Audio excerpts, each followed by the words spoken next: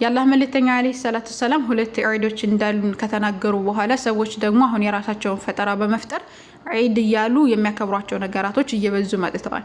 ስለዚህ ይሄንን አስመልክቶ የአላህ መልእክተኛ አለይሂ ሰላቱ ሰላም ምን አሉ፣ ቢድዓን አስመልክቶ ምን አሉ የሚለውንና ዒድ ስንት ዒድ ነው ያለነው የሚለውን ነገር የምንመለከት ይሆናል።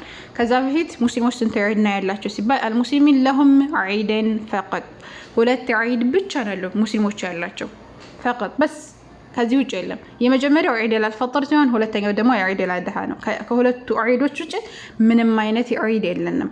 የአላህ መልእክተኛ አለይሂ ሰላቱ ሰላም ይሄንን አስመልክቶ ሲናገሩ ፈቀደመ ረሱሉላህ ሰለላሁ ዐለይሂ ወሰለም የአላህ መልእክተኛ አለይሂ ሰላቱ ሰላም ፊል መዲና ወደ መዲና ሲሄዱ ወለሁም የውመይን ሁለት እንትን ነበራቸው የላዕቡን ፊሂማ የሚጫወቱባቸው ማለት አነስ ኢብኑ ማሊክ ናቸው ይሄንን ሐዲስ የዘገቡት። ከዛ فقال ما هذان اليومين ሁያ ሁለት ቀን ምንድነው ብለው ሲጠይቋቸው قالوا كنا نلعب እኛ የምንጫወትበት ነበረ ፊሂማ ፊል ጃሂልያ በጃሂልያ ጊዜ የምንጫወትበት ነው ብለው ይመልሳሉ።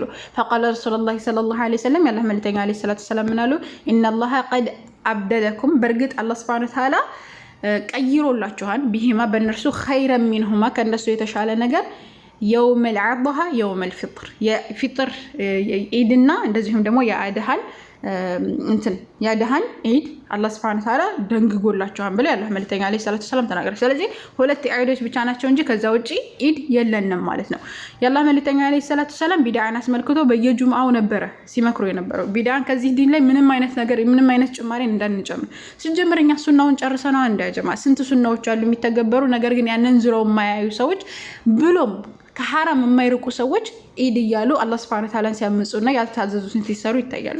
የአላህ መልእክተኛ አለይሂ ሰላቱ ሰላም ጃቢር ኢብኑ አብዱላህ በዘገቡት ሐዲስ ላይ ምን ያለው ካነ ረሱላህ ሰለላሁ ዐለይሂ ወሰለም የአላህ መልእክተኛ አለይሂ ሰላቱ ሰላም اذا خطب يقول خطبه ባደረጉ ጊዜ ምን ይሉ ነበር አማ بعد ከዚህም በኋላ فإن خير الحديث خير حديث ወይም ደግሞ በላጭ ንግግር የሚባለው ኪታብ አላህ ያላህ Subhanahu Wa Ta'ala ንግግር ቁርአን ነው። وخير الحديث هادي محمد صلى الله عليه وسلم يا نبي محمد صلى الله عليه وسلم مريت ነው ወይም ደግሞ መምሪያ ነው ሐዲስ ማለት ነው። وشر الأمور محدثاتها የሸር የሚባለው ደግሞ ከነገራቶች ሸር የሚባለው ደግሞ አዲስ ፈጠራ ነው። وكل بدعة ضلالة ሁሉም ቢድዓ ደግሞ ጥመት ነው አሉ ያላህ መልእክተኛ አለይሂ ሰላቱ ሰላም። طيب وكل ضلالة في النار ሁሉም ደግሞ ጥመት ምንድነው የሳት ነው። ስለዚህ እሳት መግባት የማትፈልጉ ከሆነ ከቢድዓ ርቃችሁ ሱናን ለመተግበር ሞክሩ።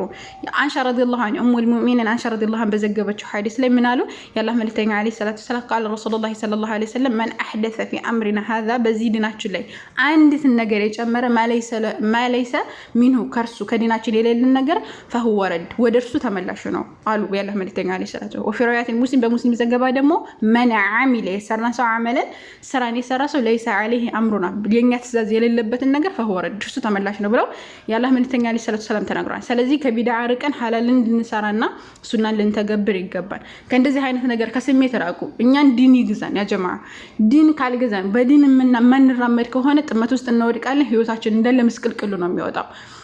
ስለዚህ የእውቀት ባለቤቶች እንደዚህ አይነት ቢድዓ ሲሰሩ ልታስጠነቅቁ ላልትሉ ይገባል፣ ልትጮሁ ይገባል። ይሄ ልክ አይደለም ብላችሁ ልታስጠነቅቁ ይገባል። ኢማሙ አውዛዒ ምን ይላሉ اذا ظهرت البدع يعني የበላይ ከሆነች ወይም ደግሞ ቢድዓን ሰዎች ሲሰሩ ከተመለከታቸው فلم ينكرها ካላስጠነቀቁ አህሉል ዒልም የእውቀት ባለቤቶች فصارت ሱና ትሆናለች ብለው ተናግረዋል። ስለዚህ በመንችለው አቅም ከቢድዓ ልናስጠነቅቅ ይገባል። ምናቀውን ልናካፍል ይገባል። አላህ Subhanahu Wa Ta'ala መልካም ከሚሰሩት ሱናን ከሚከተሉት እግር በእግር የረሱል ሰለላሁ ዐለይሂ ወሰለም ሱና ተከትለን በሰላም ምናልፍ ያድርገን። ሙስሊም አድርጎ ይግደለን። ከሱና ምንጣበቅ አላህ Subhanahu Wa Ta'ala ያድርገን። መጨረሻችንን ያሳምርልን። ከቢድዓ ከሽርክ ከሸክ ከወንጀል ከእንደዚሁም ከተለያዩ መጥፎ ነገራቶች አላህ ይጠብቀን ይጠብቃችሁ። ጀዛኩሙላሁ ኸይር። ወሰላሙ አለይኩም። አላህ ይህፈዝኩም።